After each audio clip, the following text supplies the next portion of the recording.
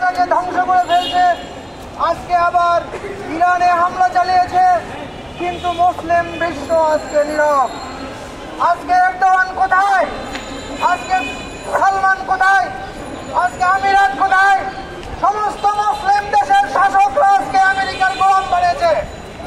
আজকে তারা মুখে মুখে বড় বড় কথা বলে আসছে, কিন্তু যখন গাজায় যখন ইসরায়েল একটার পর একটা ভবন ধ্বংস করেছে, হাজার হাজার মানুষ মেরেছে, হাসপাতাল মেরেছে, শিক্ষা প্রতিষ্ঠান ধ্বংস করেছে, তখন এই সমস্ত আরব রাষ্ট্রগুলো চেয়ে চেয়ে দেখেছে। আজকে ইরানে আক্রমণ করেছে, ইরানে হামলা চালিয়েছে আমেরিকার সহায়তা ইসরায়েল, কিন্তু এই 13টা আরব দেশ আজকে চুপ করে বসে আছে।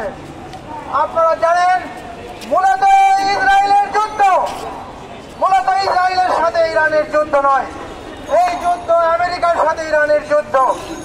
ইসরায়েল হচ্ছে আমেরিকার একটা সামরিক ঘাঁটি, ইসরায়েল হচ্ছে আমেরিকার একটা অবৈধ সন্তান।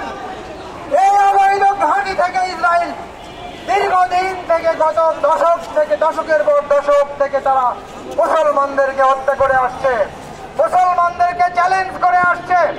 আর উপসাগরীয় দেশের আরব শাসকরা এদেরকে বিমান উপহার দিচ্ছে, এদেরকে ট্রিলিয়ন ট্রিলিয়ন ডলারের অস্ত্র কিনছে।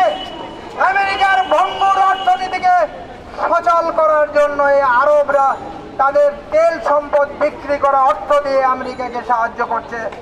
আজকে কিছুদিন আগে ট্রাম্প যে $7 ট্রিলিয়ন নিয়ে গেছে মধ্যপ্রাচ্য থেকে, সেই যাওয়ার পরেই আজকে তারা ইরানের বিরুদ্ধে যুদ্ধ শুরু করেছে। সেই যুদ্ধ তারা ইরানের বিরুদ্ধে সেই টাকা ব্যবহার করছে। আজকে হজের সময় যে $1 ট্রিলিয়ন সৌদি আরব আয় করে, সেই টাকা আমেরিকা থেকে অস্ত্র কিনছে এবং আমাদের মুসলমান ভাইদের উপরে তারা সেই অস্ত্র ব্যবহার করছে।